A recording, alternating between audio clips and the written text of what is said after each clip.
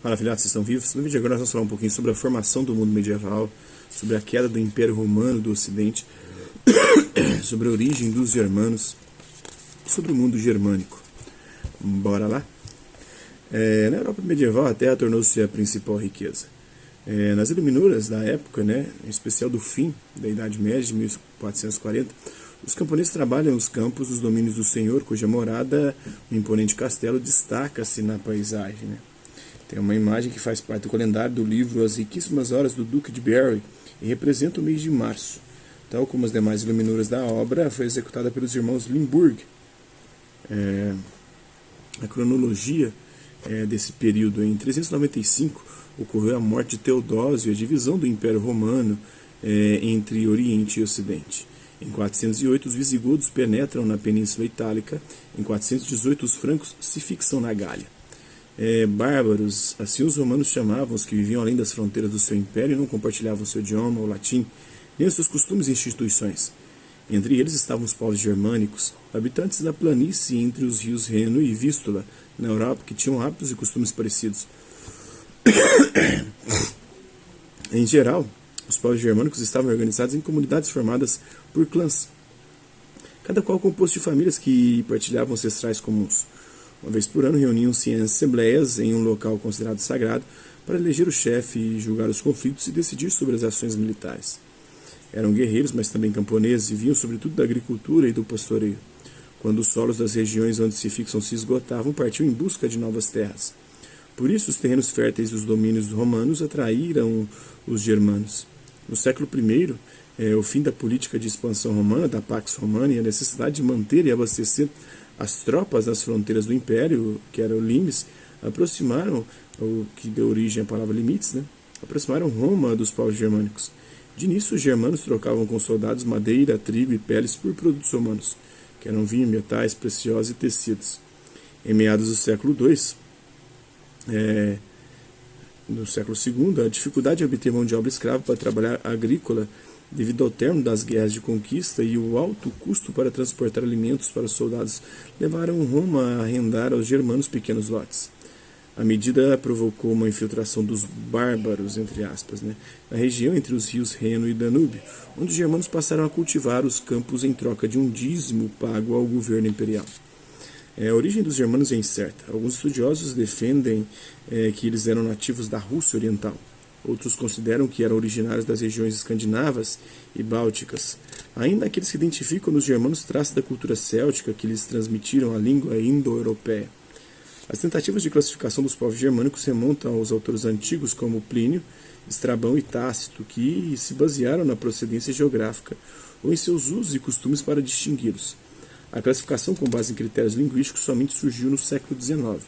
Atualmente, os linguistas separam os germanos em 3 grandes grupos: os germânicos continentais, os francos, alamanos, bávaros e lombardos; os germânicos do mar, do norte, que são os anglo-saxões e frísios; e os godos escandinavos, que são os ostrogodos, visigodos, burgúndios e vândalos. Mais um pouco da cronologia aí. Em 451, Átila, rei dos hunos, desde 447, comanda ataques no Império Romano do Ocidente. Em 454, morte de Átila, rei dos hunos. Em 476, ataque de Odoacro e queda do Império Romano do Ocidente. Aqui termina o Império Romano do Ocidente. Em 481, Clovis é proclamado rei dos francos. Em 493, Teodorico, rei dos ostrogodos, conquista a Itália com apoio de Bizâncio. Em 496, Clovis se converte ao cristianismo.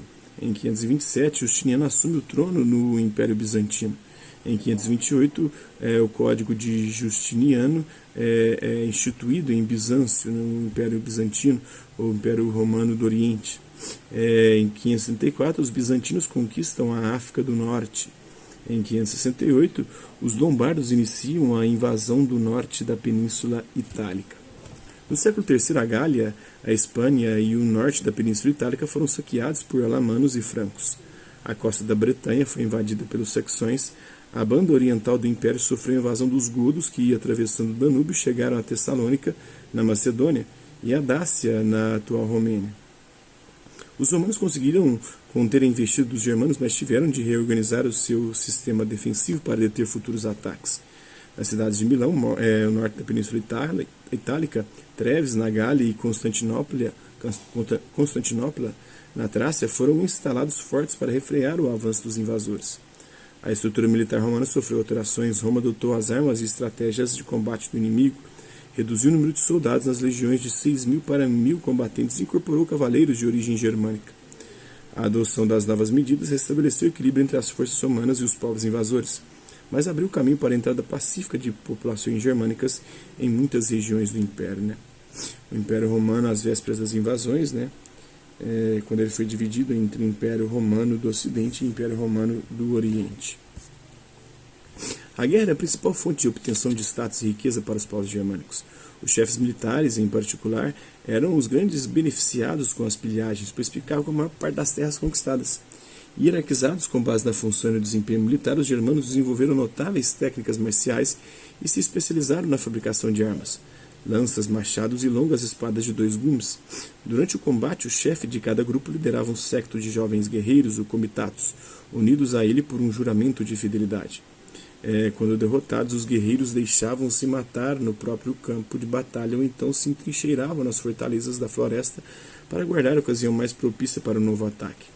O tempo das colheitas, no entanto, interrompia as guerras. Costumavam instalar-se em clareiras e desmatavam as áreas ao redor usando pesadas charruas ou arados. Nas áreas de cultivo, plantavam trigo, aveia e linho a cada 2 ou 3 anos e destinavam o campo em pousio para os cavalos, bois e ovelhas, bens da comunidade. Apesar da existência da propriedade individual, a exploração da terra era coletiva. O trabalho ficava em cargo dos escravos e das mulheres, se os homens estivessem em combate. A família era a base da organização social e guardava certas semelhanças com a família romana. O pai detinha total autoridade sobre os filhos e a esposa era considerada a defensora da tradição familiar. A cerimônia de casamento simbolizava a solidez da instituição. O marido apresentava aos pais da jovem o dote de sua futura esposa, armas e animais, bens que ele transmitiria aos seus filhos. A mulher, por sua vez, presenteava o marido com uma arma para demonstrar sua disposição a compartilhar os perigos da vida de um guerreiro. O adultério feminino era uma falta gravíssima. Quando a infidelidade não resultava na morte da mulher casada, a esposa era repudiada pelo companheiro em presença de seus pais. O marido raspava seus cabelos e em seguida a expulsava de casa. Possível ver em obras artísticas da época, cena de batalha entre germanos e romanos no painel do sarcófago do Dovizio. Os soldados de Roma, representados de pé, portando elmo e escudo, esmagam os bárbaros. Tem um baixo relevo do século III. É isso aí, espero que vocês tenham gostado do vídeo. Quem curtiu, dá um like, não curtiu, dá um dislike. Hasta la vista, babies, até a próxima.